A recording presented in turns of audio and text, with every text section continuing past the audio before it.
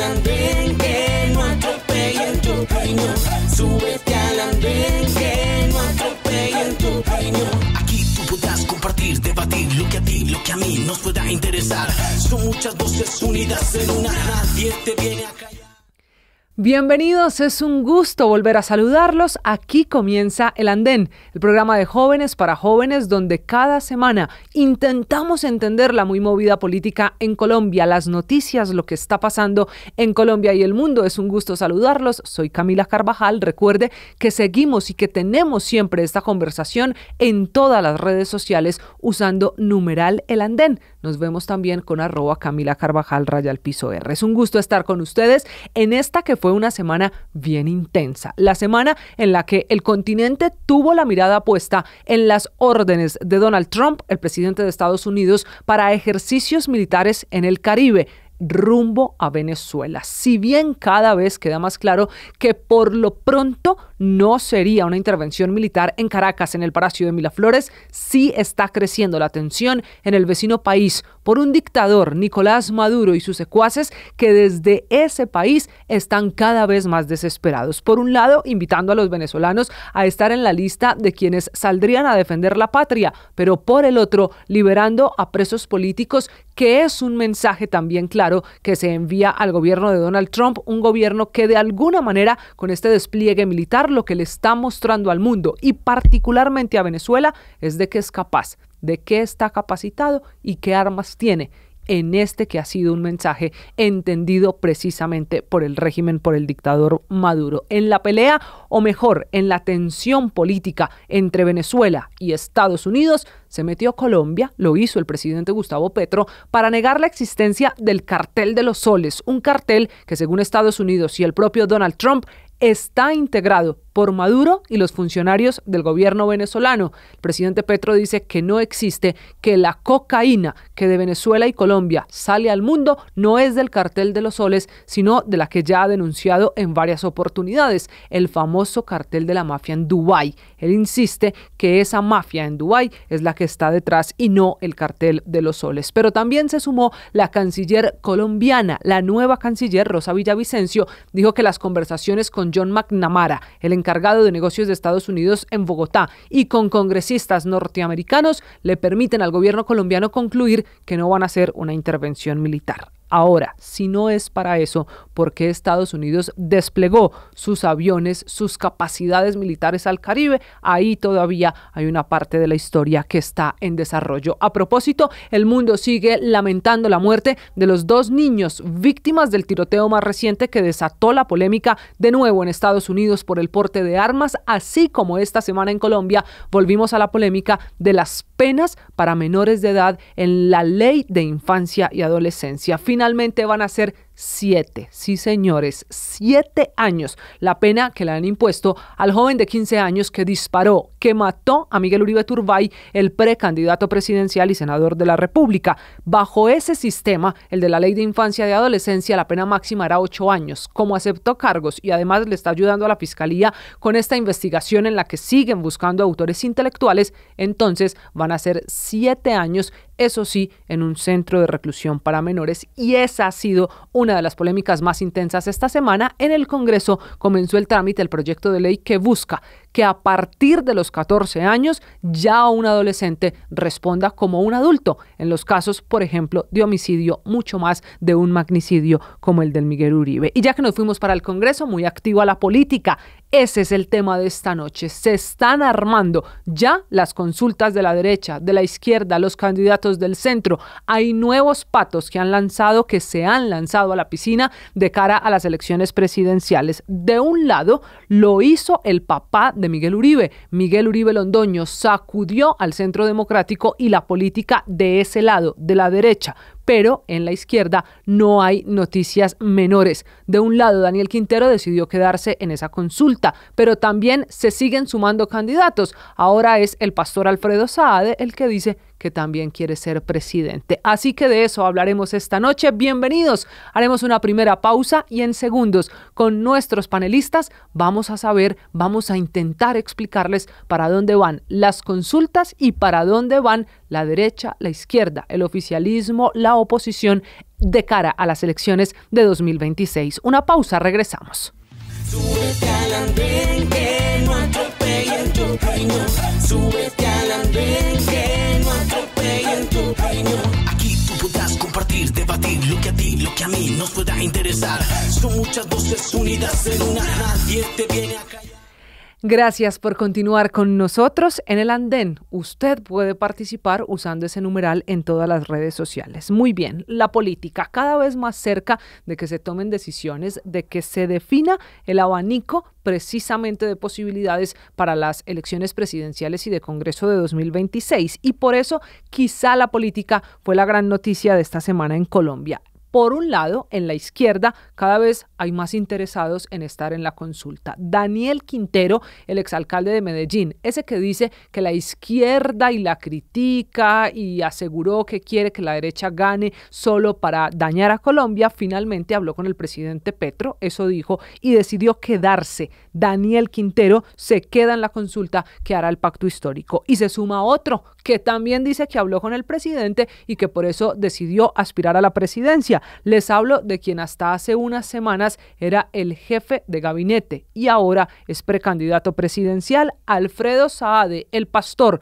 también quiere ser presidente de Colombia y así las cosas. Esta semana está terminando con 10 precandidatos en el lado del pacto histórico. Por el lado del Centro Democrático, la otra orilla política, la sacudida llegó producto oficialmente de la campaña de Miguel Uribe Londoño, el papá del asesinado Miguel Uribe Turbay. Pese a las críticas o a los apoyos, a las llamadas, él decidió recoger las banderas de su hijo y también aspirará a la presidencia de la República. Eso sí, advierte el partido que tendrá, como los otros 4 aspirantes, que someterse a los debates, a la encuesta y a la decisión que tome el partido. Y esa es la noticia que vamos a analizar a partir de este momento. Por eso es un gusto presentarles a nuestros panelistas, a quienes nos acompañan a esta hora para entender estas jugadas de los extremos que han movido la política esta semana. Así que, si les parece, empiezo con las mujeres. A esta hora nos acompaña Laura Daniela Peñuela,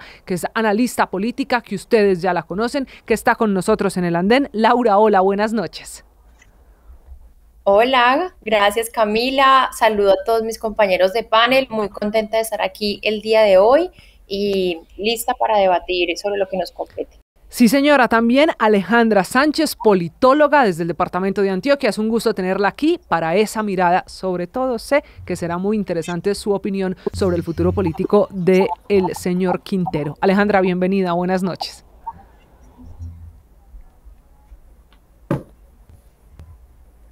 Hola, gusto, compañeros de la mesa. Alejandra, quiero empezar con usted. ¿Por qué se está creciendo tanto y tan rápido la izquierda, el abanico del pacto histórico de quienes aspiran a la presidencia de la República? ¿Cómo entender que finalmente Daniel Quintero se quede en una consulta en la que le doy los nombres? Es que ya son 10. Alfredo Saade, Daniel Quintero, María José Pizarro, Carolina Corcho, Gustavo Bolívar, Iván Cepeda, Susana Muhammad, Clara López, Gloria Inés Ramírez y Ali Bantú Ashanti. ¿Por qué tantos candidatos? ¿Cómo se está configurando la consulta de la izquierda? Bueno, pues mi análisis es que el gobierno Petro no se sabe derrotado y siente que puede construir una fuerza importante como todo este resto de año que le queda, si van unificados. Entonces, el poder poner muchos nombres como en el abanico les permite recoger sectores distintos, porque finalmente todos representan sectores distintos. Mientras Clara López, por ejemplo, representa un sector más tradicional de la izquierda, más sindical, más de organizaciones, el del mismo Quintero puede ser más de esos jóvenes o incluso de esas personas que de pronto no se han metido mucho en política y le copian ese cuento chimbo, hay que decirlo, de supuestamente resetear la política, mientras que Iván Cepeda, por ejemplo, llama a sectores mucho más académicos o incluso más de opinión por todo el proceso de paz que lideró. Entonces yo siento que pues, es una estrategia que tiene el gobierno actual y que tiene Petro para no llegar tan debilitados a las elecciones de Congreso. Sin embargo, yo creo que el país está cansado, no digamos de la izquierda, es que esa ni siquiera es la categoría, están cansados de Petro, estamos cansados de Petro, porque es que Petro prometió un mundo lleno de arcoíris y nos entregó un mundo lleno de desigualdades, de promesas rotas. Entonces esa decepción es la que se ve en la calle. Ahora bien, hay que decirlo, poco estoy de acuerdo con el oportunismo de la derecha, con el papá de Miguel Uribe, que de manera indolente hoy viene a decir que es entonces el precandidato presidencial. O sea, ¿cómo puede ser que después de esa tragedia que vivió la familia, viene a decir él que entonces va a venir a salvar la patria? A mí me parece que ese es un reflejo de que ellos no hacen política porque son buenas personas, ni porque, no, lo hacen porque intereses detrás. O sea, yo no me imagino que mi papá, si pasa cualquier cosa, se pusieran esa vuelta después de que me asesinaran. Es que eso me parece de verdad ya nos vamos, de sacado de un cuento. Ya nos vamos a ir. Que solamente puede pasar.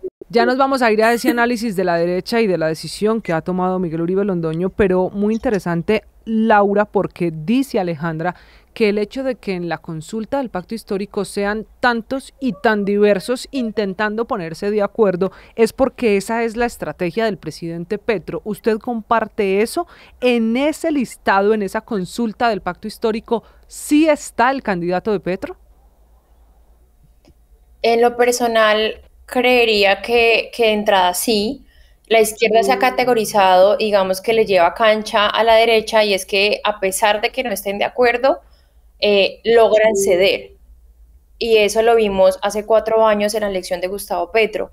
¿Y a qué voy con este punto? Y es que en primera vuelta teníamos más candidatos de derecha cuando el único candidato de izquierda era el hoy presidente Gustavo Petro. Entonces, la derecha, por los egos, nunca ha logrado unificar ese caudal político que perfectamente podría haber tenido en su momento Federico Gutiérrez, Rodolfo, entre otros candidatos que incluso podrían llegar juntos a sumar un poco más en primera vuelta que lo que en ese momento significó lo que significó los votos que sacó el presidente actual Gustavo Petro.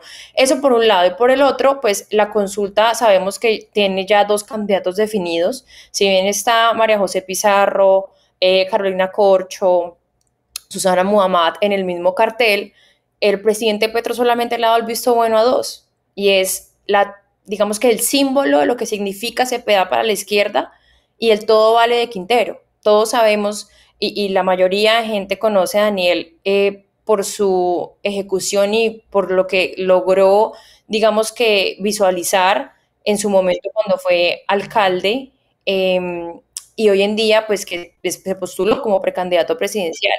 Y el símbolo de Cepeda, me refiero a que pues sabemos que ha sido su lucha no solamente por las víctimas, sino porque él es una víctima, y todo lo que ha llevado con el proceso hasta el día de hoy en contra del expresidente Álvaro Uribe. Entonces, creería que la consulta, más allá de tener muchos en la baraja, tiene solamente a estos 2 actores claves, y vuelvo y digo, recalco por donde empecé, y es que al final del día la izquierda logra llegar a consensos, la derecha no. A diferencia de la derecha. Entonces, y por eso esa es la gran pregunta, ¿cómo se van a organizar en los 2 extremos? Se suma a esta conversación, por eso también es un gusto saludar a esta hora para empezar este debate a Cristian Gómez, analista político también conocido en el andén. Cristian, bienvenido, buenas noches. Hola Camila, buenas noches.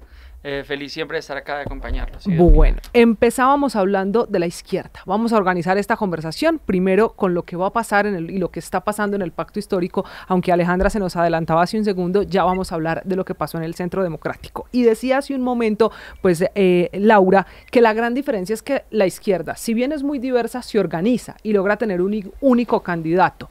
Hoy, cuando hay 10 precandidatos inscritos en la consulta, tan diversos, todos con un objetivo, un público e incluso unos seguidores y unas banderas distintas, ¿usted comparte esa apreciación? ¿En esta consulta saldrá un único aspirante y será la única opción de la izquierda en Colombia, la del pacto histórico?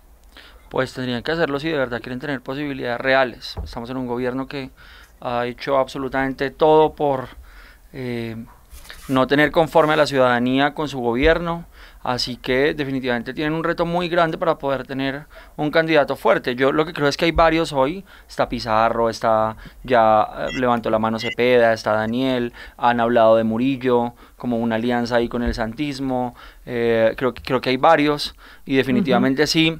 La clave de estas elecciones presidenciales que van a estar bastante fuertes y que tienen hoy por hoy tantos precandidatos, hay precandidatos como pan en la panadería, pues será esa, es consolidar una cabeza visible de cada uno de los lados, y esa es la apuesta que tiene que hacer también la izquierda, por supuesto. Pero al final esto, Laura, ¿no se convierte también en una estrategia para empezar a aparecer en la campaña política? Es decir, no importa quién sea el que se junte conmigo, si desde ya podemos hacer campaña porque estamos en consulta, me sirve, que es el caso del exalcalde Daniel Quintero. Critica a la izquierda pero se queda en la consulta. ¿Cuál es la lógica?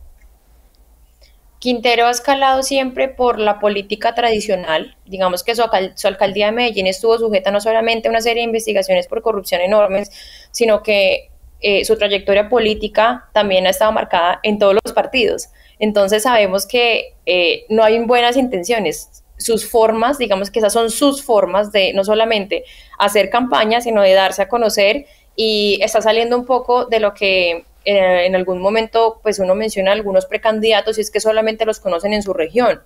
Hoy en día Daniel Quintero pues se ha intentado dar a conocer a nivel nacional y no pues por las mejores formas. Vimos lo que hizo en la asamblea de la ANDI hace 2 semanas y pues sabemos que es un showman y que intenta a través del espectáculo darse a conocer. Sin embargo, digamos que la única persona que le puede dar, o creería yo que le puede dar esa competencia en términos de opinión, porque él está apuntando al voto de opinión, no, evidentemente en el Quintero no cuenta con una estructura política, no la tiene. Sin embargo, ese voto de opinión se puede llegar a mover. Cepeda es muy hábil y es un gran comunicador digital y tiene un gran olfato para la viralidad, es un gran orador y digamos que la elección que hagan estos votantes en esta consulta abierta el próximo 26 de octubre, digamos que va a determinar en buena medida el futuro de la izquierda luego de Gustavo Petro. O sea, ¿qué sigue para la izquierda del país sin Gustavo Petro? Ya alejado, digamos que, del poder central. Entonces, estaremos a la expectativa y adicional a esto, siento que la consulta también le sirve para medirse en las listas. Vamos a ver cómo quedan formadas las listas del Congreso.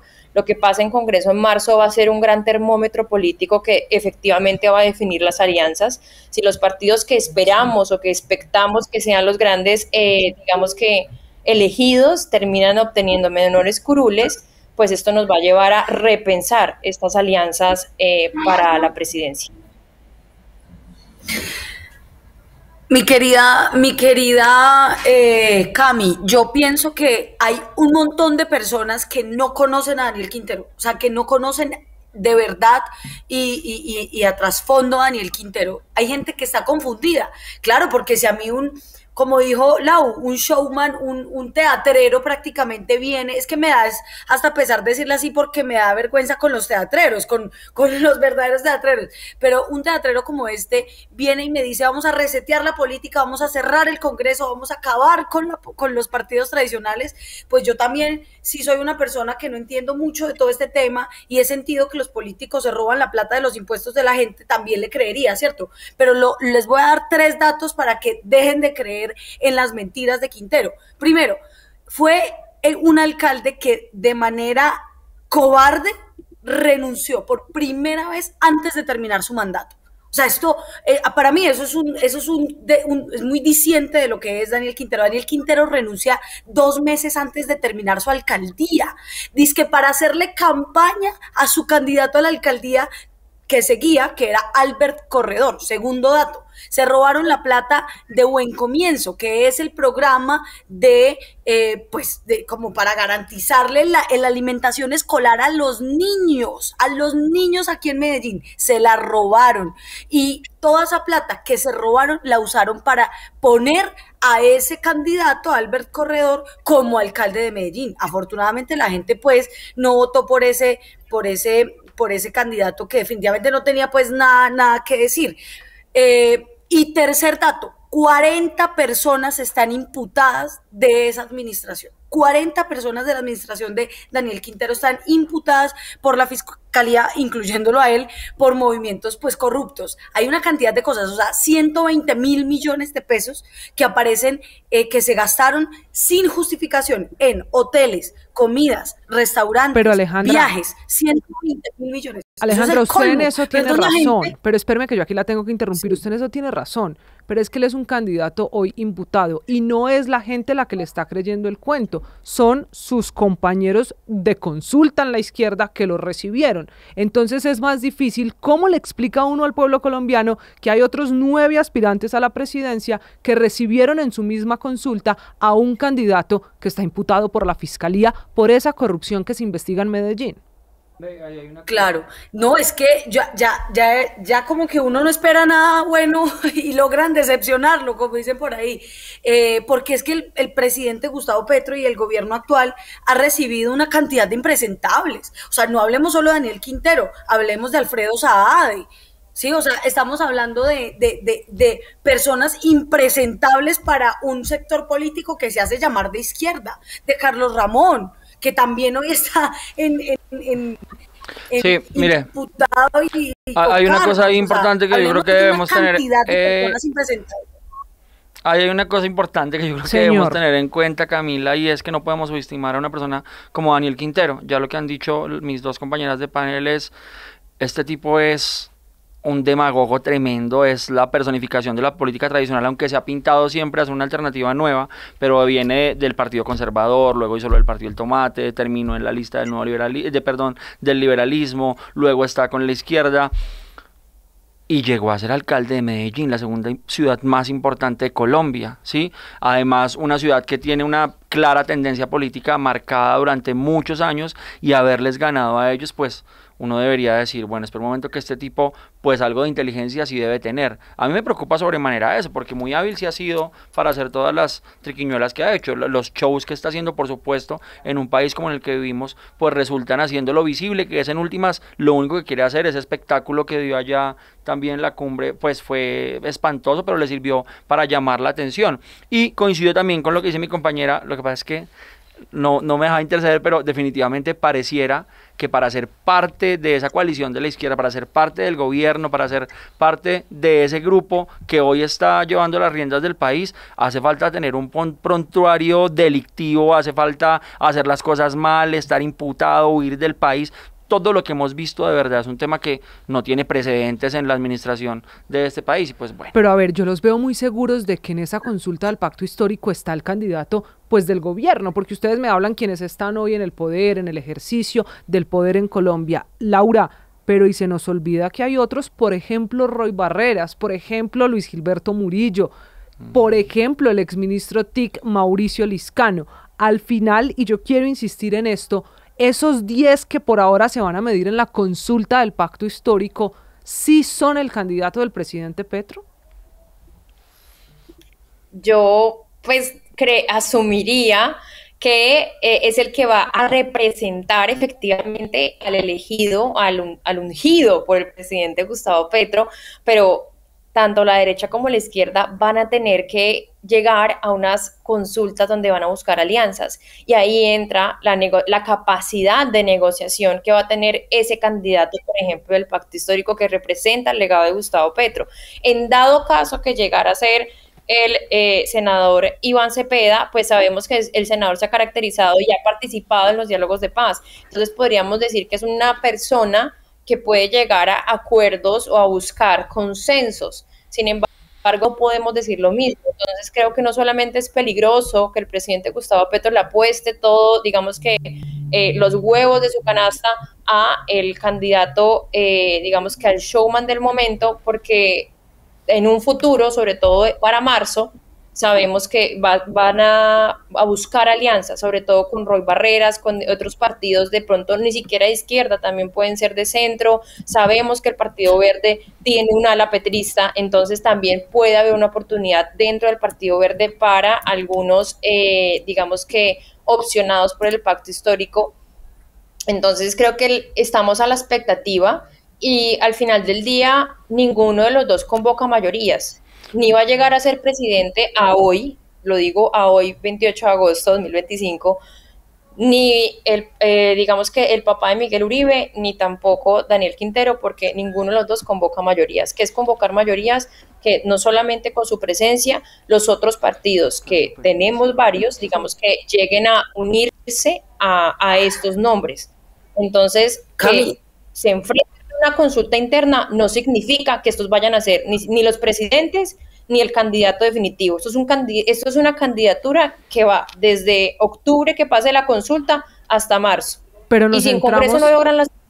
Cami, pero yo pienso que todo es una pantomima para que gane Roy Barreras. O sea, todos esos nombres, finalmente a mí me da mucho pesar de Iván Cepeda, que ha sido un buen senador, que ha sido un buen político, que ha tenido cierta coherencia. Me da pesar como también de María José Pizarro, que ha sido también una persona que ha representado unas luchas, de Francia Márquez, como la han maltratado de esa manera, porque al final eso va a terminar siendo una colada en la que todo el mundo va pues a poner como su granito de arena para que gane un impresentable como Roy Barreras o como Daniel Quintero, y eso a mí me parece completamente decepcionante. Pero Cristian decía que no, que los impresentables de la izquierda, pero hablemos de los impresentables de la derecha. Ya voy para allá, espéreme un segundo porque no hemos terminado con la izquierda.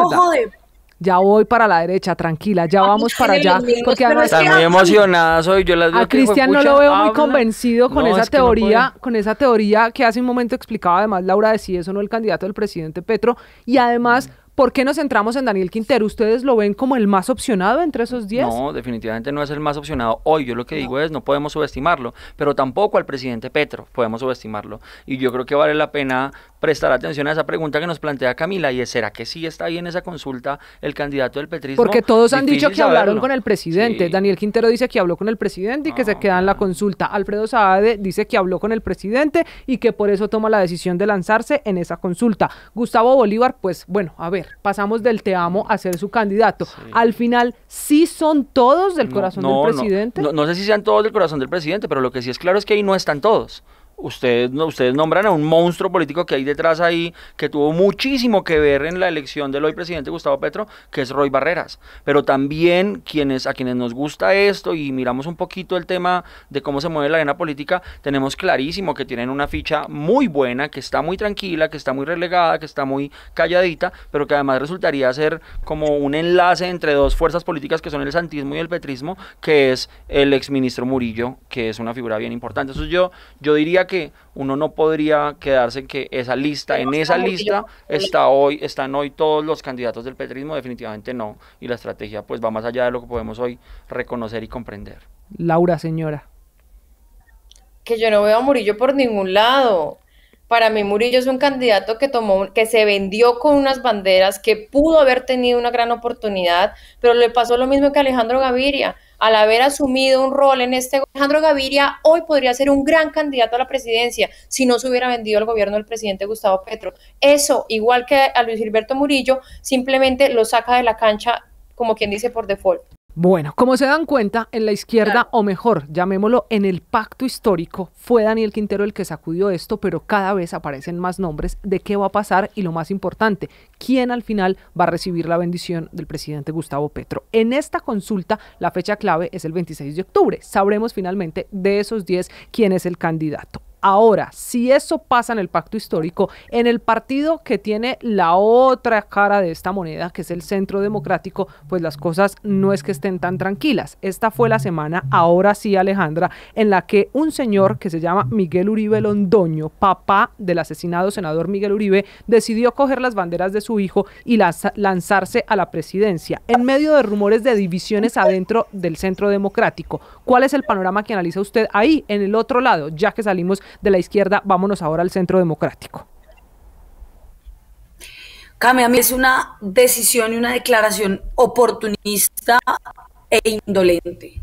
Como decía, yo sinceramente creer que después de que asesinaran a tu hijo, después de todo el dolor que estamos, o sea, que todos como país, de algún modo como que vivimos, pensarnos en la violencia, en tanta guerra, en tanto dolor, como que casi nada, casualmente yo comunico que soy precandidato a la presidencia porque y mi hijo estaría de acuerdo. O sea, yo no sé si es que yo soy una persona muy sentimental, muy sensible, puede que sí, pero realmente me parece demasiado oportunista, demasiado indolente, demasiado difícil de justificar quién es el señor, qué ha hecho, qué recorrido tiene.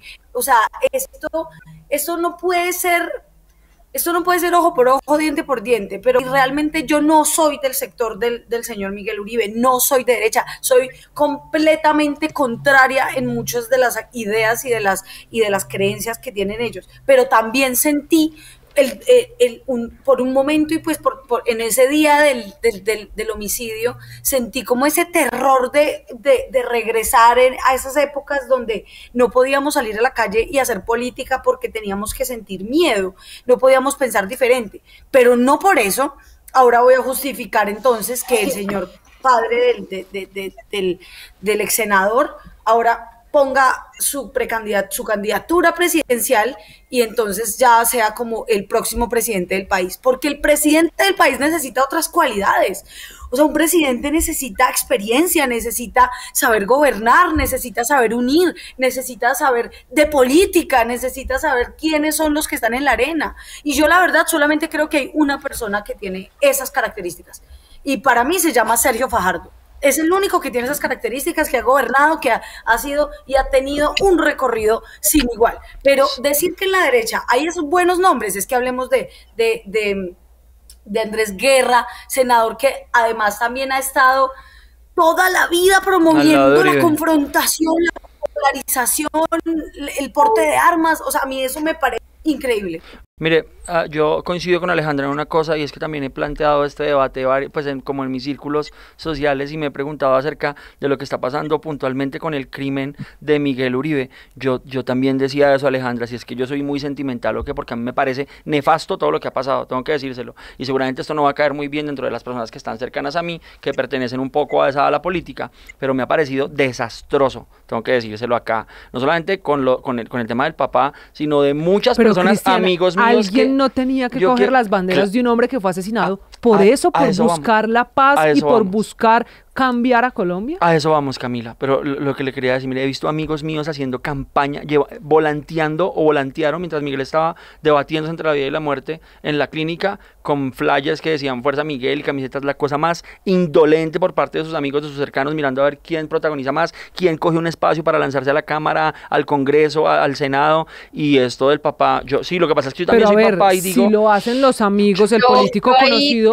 ¿por qué la familia no puede coger las banderas? No, o sea, mire, es que aquí ya pusimos un presidente porque ya se murió, ya pusimos un presidente porque mataron a otro, y entonces alguien le dijo, coja las banderas, pero pensemos una cosa aquí aterrizada, insisto, tal vez lo que yo vengo a decir hoy no va a ser lo más popular, pero Miguel era un tipazo, lo recuerdo en muchos espacios conmigo, muy querido, pero honestamente tenía posibilidad de ser presidente. Ahora todos lo graduamos de que era el presidente, de que iba a quedar, de que yo creo que era el que menos posibilidades tenía. Por eso cuando a mí me dijeron atentaron contra la vida de Miguel, yo decía, pero ¿por qué Miguel? Si definitivamente había otras personas más fuertes. Está Paola Holguín, Andrés Guerra, que también ha sido un uribista de raca mandaca, a mí, contrario a lo que piensa mi compañera, me parece tremendo senador. Había un montón de gente y ahora pues desafortunadísimamente acabaron con la vida de Miguel, que de verdad era una gran persona, que tenía una pasión importante por este país, que llevaba mucho tiempo trabajando trabajando y que sí tenía una trayectoria. Hay una cosa y es que Alejandra desconoce, dice, yo no sé quién es Miguel Uribe, el papá.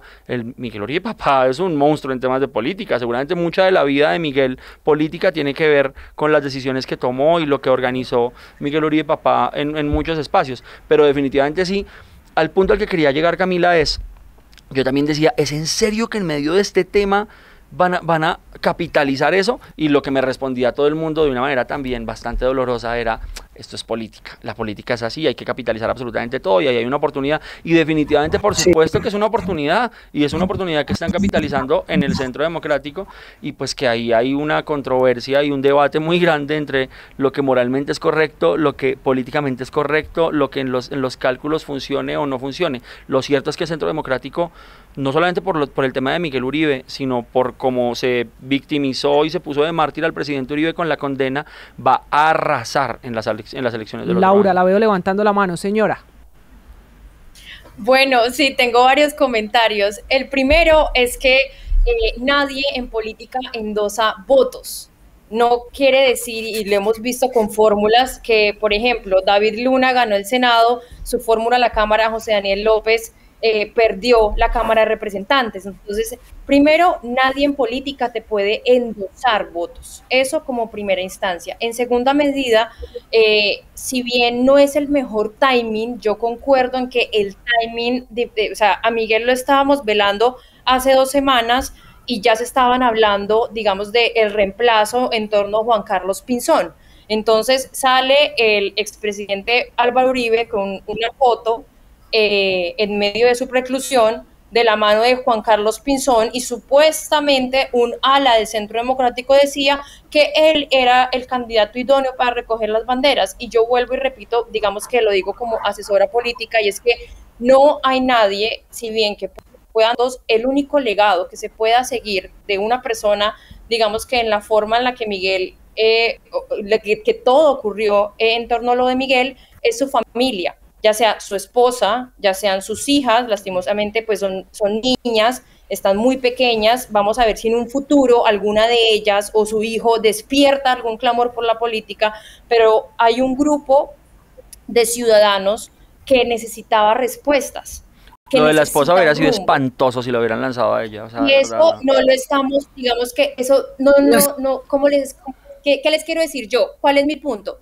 Que esa decisión no es para todo el país. Digamos que la decisión que tomó el expresidente Álvaro Uribe de poner, o el papá de Miguel, de ser él el que detenga esas banderas, no es algo que nos quieran comunicar a todos, es algo que le quieren comunicar a la militancia y a las personas que venían trabajando la campaña de Miguel. Es una campaña que digamos que estaba montada en términos financieros, en términos de contratos, en términos de, digamos que de tiempos, y sabemos que montar una campaña no es fácil, sabemos que hay plata que digamos que no se puede botar a la basura, y que hay gente que exige decisiones y respuestas, que es como, ¿y ahora qué camino voy a tomar? Y si nadie lo toma, eso va a llevar a que tal vez entonces yo me vaya con otro candidato, porque como no tengo nadie, pues puedo estar libre para escoger a quién me voy a dirigir. Pero lo que yo quiero, digamos que comunicar acá, es que esta decisión no es para Colombia. El símbolo, y digamos que la decisión de que el papá haya querido asumir la bandera, es más que todo para los militantes del Centro Democrático y para las personas que trabajaban en la campaña de Miguel, no para nosotros. Ese mensaje ahora, no es para nosotros. Acá me es que mira, pues Miguel Uribe Londoño, el papá, se retira de la política en el 91. O sea, cuando yo digo, es como lleva mucho tiempo apartado obviamente, claro, uno no deja de ser político porque pues uno entiende y uno está vinculado a todas las discusiones, y pues más con tu hijo senador y con tu hijo todo. Seguramente no es como que esté desentendido de las situaciones políticas en el país. Es una persona que igual ha hecho y ha trabajado en muchas cosas, eso se entiende, pero lo que digo yo es como, para ser presidente, para postular tu nombre como candidato presidencial y que incluso puedas ganar y que incluso puedas ser presidente en medio de la tragedia familiar que están viviendo, en medio de la cantidad de cosas que que está pasando, eso tiene un nombre detrás, que es Álvaro Uribe Vélez, para mí es así, y todos los nombres de ese ramillete de precandidatos en la consulta de la derecha, pues tienen como dijiste tú ahorita, Cami, la bendición de Álvaro Uribe Vélez. Si no la tienen, entonces pasa lo que le pasó a Paloma ayer, y es que bienvenida a ser la cabeza de lista, y Paloma te dice, pero ¿cómo así que la cabeza de lista si es que yo quiero ser presidenta? O sea, esa forma en la que se tramitan y en las que se mueven las cosas en la derecha, yo casi que la veo no muy distante a lo que pasa con el claro, pacto y pero con a ver, Petro. es que aquí... Si Petro no quiere, entonces no se hace. Entonces pero a mí me parece que son dos lógicas. Alejandra, ¿será que aquí está pasando lo mismo que con el pacto histórico? Aquí sí están los candidatos todos que concentran la derecha, así como decíamos, es que en la del pacto histórico, ojo que hay otros nombres, y ustedes pusieron aquí sobre la mesa Luis Gilberto Murillo, hablamos también de Roy Barreras, que es un hombre con una trayectoria política y un manejo de la política en Colombia que no se puede negar. Entonces, volvemos, Laura, al mismo escenario de este lado. Estos 5 nombres, Paloma Valencia, María Fernanda Cabal, Miguel Uribe Londoño, Andrés Guerra, Paola Holguín, concentran toda la derecha en esta decisión en Colombia, porque, por ejemplo, a mí se me ocurren otros nombres, desde Abelardo, el doctor Pinzón hasta, claro, Abelardo de la Espriella. Entonces, Laura, aquí pasa lo mismo. Al final, ¿esto va a ser la consulta de un partido o de un sector político como es la derecha? Para mí esto es la consulta de un partido, evidentemente. Vuelvo y digo al punto, hoy es muy temprano dar un dictamen definitivo y siento que estas elecciones, más que en otros años anteriores, van a, digamos que, a obligar a los partidos que de pronto nunca veían un consenso o una alianza como una opción, tienen que, o sea, no hay partido hoy que no requiera una alianza para llegar. Pero ese es mi punto. Pero, o sea, Cristian, usted decía hace un momento que la derecha iba a arrasar. No, yo estoy seguro que la derecha va a arrasar. Okay. No solamente la derecha. No, que Cristian decía era la derecha va a arrasar. Sí, la derecha se refiere a esta consulta, es decir, al quien tenga las banderas de Miguel Uribe. Puntualmente, el Centro Democrático para mí va a arrasar al Congreso. O sea, el Centro para Democrático usted, va a tener por lo menos 20 curules. Esta consulta sí va a marcar el camino de la derecha. Va a ser muy importante, por supuesto. Hoy lo que diga el presidente Álvaro Uribe Vélez tiene un peso impresionante en lo que suceda el otro año. Quien él señale, lo que él apoye, va a tener un peso, pero trascendental. Por eso le digo, hay 2 eventos que ponen la situación de una manera muy inclinada al Centro Democrático puntualmente, a la derecha, pero sobre todo al Centro Democrático, y es lo que desafortunadísimamente pasó con el senador Miguel Uribe y lo que pasó con el expresidente Álvaro Uribe Vélez. Pero definitivamente ellos no son los únicos candidatos de la derecha. Está Vicky Dávila. ¿Qué va a pasar con Vicky? ¿Qué va a pasar con Abelardo? ¿Qué va a pasar con Pinzón? Sin lugar a dudas tienen que agruparse y escoger un solo candidato. Ahí hay algunos que han levantado la mano y han dicho, venga, nos sometemos a una consulta en donde también escojamos un candidato de la derecha, o si no, tampoco va a ganar la derecha como pasó cuando se dividan los votos, pues así es que termina ganando la izquierda. Ahí hay personas muy técnicas, muy buenas, que todavía no suenan mucho, pero por ejemplo, el exministro Cárdenas, un tipo que de verdad sí sabe de economía, está un tipo que es honorable, que uno dice qué buen ejercicio de senador, que conoce los procesos, que ha sido concejal, que ha sido ministro. David Luna también, que ha levantado la mano y dice se tira un poquito más por la derecha y que invita a una consulta. Yo creo que ahí hay cuadros importantes todavía que están como filtrándose. Ahorita hay muchos precandidatos y la verdad es que es un momento en el que va a ir drenándose el tema, y al final va a ir escogiéndose uno solo. Entonces llegamos al momento más importante. Yo espero no poner a ninguno en camisa de 11 varas. Intentaré que se mojen hasta donde se pueda. Dicho eso, y que esto se tiene que filtrar para que podamos tener una conversación más centrada de las 2 orillas y de los 2 polos, Cristian, ¿cuál es el candidato del expresidente Uribe? Hoy hay 5 precandidatos inscritos. ¿Cuál tiene la bendición del expresidente? No tiene hoy un candidato que sea únicamente el mío, pues el de Uribe. No, creo que le dio un espaldarazo muy grande a la candidatura del papá de Miguel Uribe, a Miguel Uribe. Creo que hay muchas personas que se le han acercado. Está este señor Abelardo de la Espriella, que pues a algunos no nos parece tan chévere, pero definitivamente en un ambiente de polarización tan tremendo como el que vivimos hoy en Colombia, alguien que sea de extrema, que no sé si decirlo extrema derecha, sino de extremo show radical de derecha, él podría funcionar, podría ser Vicky. Yo la verdad creo, honestamente, ¿usted cree que a esta hora el expresidente Uribe no tiene candidato? No, y puedo estar pecando de ingenuo porque estamos hablando del fenómeno político más importante de toda la historia. Laura, ¿quién es el candidato? ¿Quién tiene la bendición del expresidente Uribe? Yo creo que evidentemente vuelvo y digo, tanto Uribe como Petro, ellos nos venden un discurso, pero en lo real, pues al final del día terminan yéndose con varias personas. Sin embargo, a la consulta, Sí, para mí hablando de la consulta a octubre, el candidato del expresidente Álvaro Uribe es el papá de Miguel. Alejandra, ¿usted coincide con Y eso? siento que él va a ganar la consulta. Digamos que ahí no también van a medir cuánto tiempo dura el sentimiento de lo que ocurrió con Miguel. Porque esto es algo, hay que medir los timing. Entonces, estamos este año, digamos que varios colombianos... Yo sinceramente no sé quién es, pero No, lo que sí sé es que se nos está quedando. Sí, yo creo que Se con fue Alejandra Alejandra, tenemos sí. ahí un retraso Bastantes que ya problemas. vamos a intentar resolver. Yo Pero aprovecho para decirle una cosa, Camila. Hay una cosa que en política nada es casualidad, nada pasa porque sí, todo está fríamente calculado y más con estos monstruos de la política de los que estamos hablando.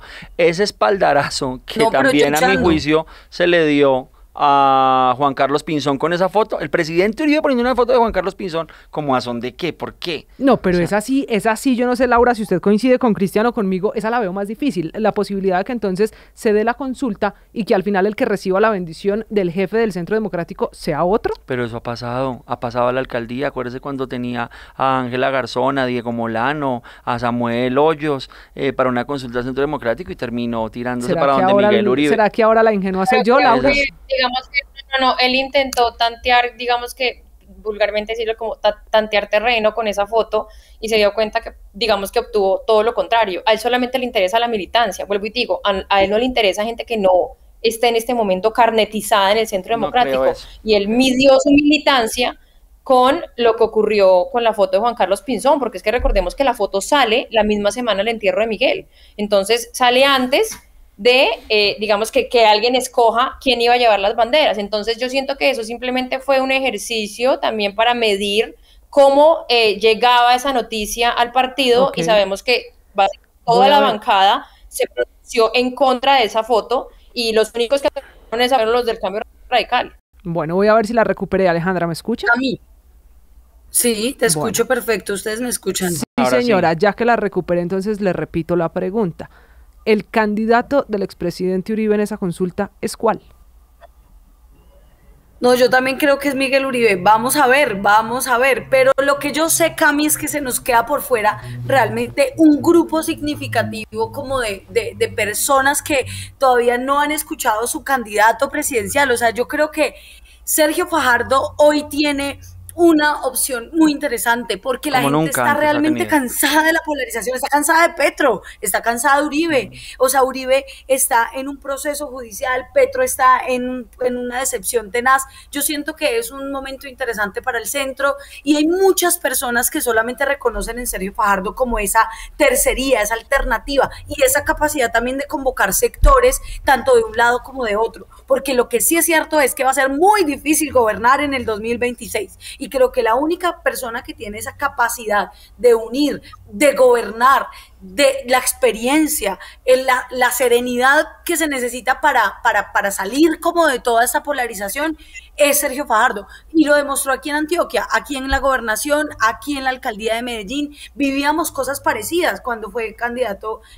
por primera vez Fajardo, y realmente Medellín pasó, o sea, dio un giro de 360 grados, y solamente los que vivimos acá y lo que hemos vivido toda esa transformación lo sabemos, pero yo quisiera que todo el resto del país supiera y conociera como lo que puede pasar cuando se le apuesta a la educación, Sí, cuando se le apuesta a la cultura. Como Alejandra, Camila, yo soy un romántico de esta vaina y también uno, Los veo muy románticos uno de la política, pero bueno. uno se soñaría que en verdad fuera el momento para que ese discurso de Alejandra de que la gente está cansada de la polarización fuera real, y en un contexto como ese yo también creo que Sergio Fajardo por primera vez tendría una más posibilidad que Sergio real. Fajardo, los invito a la última reflexión porque se me está acabando el tiempo, Cristian, es el centro. Es que la noticia informativa de la semana estuvo en un extremo o en Sí, el otro, exacto. y en eso nos centramos aquí. Y los movimientos parecen estar o en el Centro Democrático y la derecha o en el Pacto Histórico y la izquierda.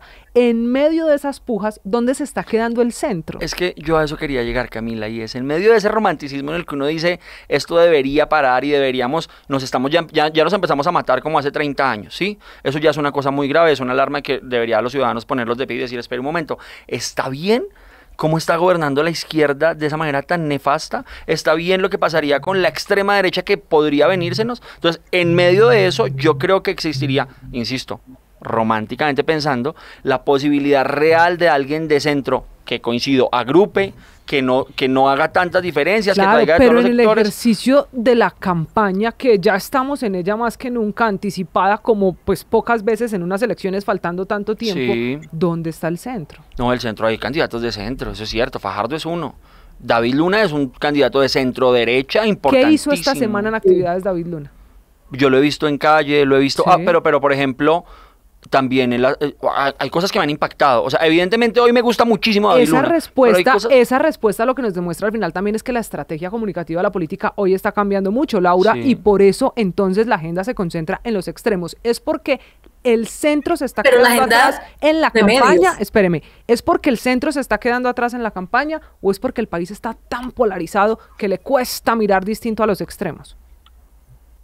Yo tengo, digamos, dos Yo sí- comentarios. El primero es que esta semana fue crucial, digamos que con el lanzamiento de la campaña del papá de Miguel, se tomaron varias decisiones. No solamente se le ofreció a Paloma Valencia la cabeza de lista, digamos, Aunque el que partido eso dice también que no. poco, aunque el partido dice que no, digamos que ya varias personas internamente confirmaron que esa fue una de las opciones, digamos que para sacar provecho de todo esto o de la coyuntura que estaba pasando. Y adicional, la razón por la cual la consulta del Centro Democrático se movió hasta enero también fue una solicitud de la senadora María Fernanda Cabal, porque ella pidió que fuera la consulta no en octubre, sino en enero, o sea, esperar hasta enero para tener candidato, y es no solamente para ella tener más tiempo de reconfigurar su propio panorama de campaña ante la llegada del papá de Miguel, y también para que el papá de Miguel se mida cuánto tiempo va a durar el sentimiento de lo que ocurrió con su De hija. acuerdo. Entendido. Entonces, como un primer que me parecía importante agregarlo a la conversación, y es importante también mencionar que el centro creo que está jugando bien. El centro se está dando cuenta que en este momento no hay nada, evidentemente no tenemos nada, tenemos más candidatos que ciudadanos dispuestos a votar. Entonces, como no tenemos nada, no hay un rumbo y un panorama claro, pues creo que es anticipado, así como en algún momento lo mencioné, que el video que había sacado David Luna hablando de que él estaba dispuesto a llegar a una alianza, siento que es un video que fue en un mal timing, no un mal mensaje, pero un mal timing. Hablar de una alianza en este momento es demasiado pronto. Creo que el centro puede seguir trabajando de manera individual, Juan Daniel Oviedo, Sergio Fajardo, cada uno en sus campañas, y de pronto tal vez después de marzo, viendo también cómo se configura Congreso, digamos que yo recalco esto porque el Congreso define la mayoría, digamos que de acciones que van a ocurrir o decisiones que se van a tomar para la presidencia.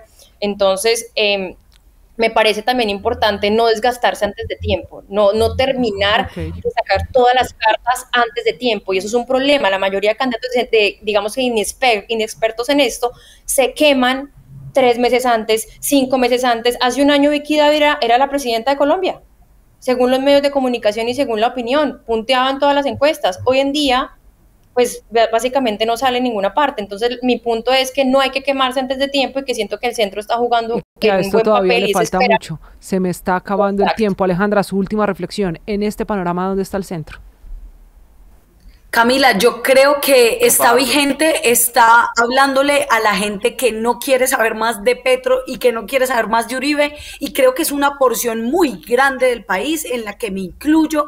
Yo siento que obviamente es un trabajo que hay que seguir haciendo, que hay que seguir entendiendo cuáles son esos medios que ahora, por ejemplo, usan los jóvenes, pero obviamente que los medios de comunicación tradicionales no le ponen el micrófono a los candidatos de centro porque supuestamente no son tan polémicos, y es verdad, pero eso también quiere decir que pues algo están haciendo bien, porque están dando discursos menos candentes y menos incendiarios que estos otros dos polos. Yo quiero decir algo chiquito, y es que De pronto, si Sergio Fajardo pasa segunda vuelta contra alguien de tanto izquierda como de derecha, gana la presidencia. O sea, yo siento que Fajardo en una segunda vuelta puede unir mucho más que cualquier otro candidato de centro, o que incluso pues sería peor que un candidato de la izquierda o del cualquiera de centro cualquiera de centro en segunda vuelta le ganaría a alguno. Les hago una propuesta, quedan comprometidos a que cuando llegue el momento, falta mucho, hablaremos de la segunda vuelta. Como se dan cuenta,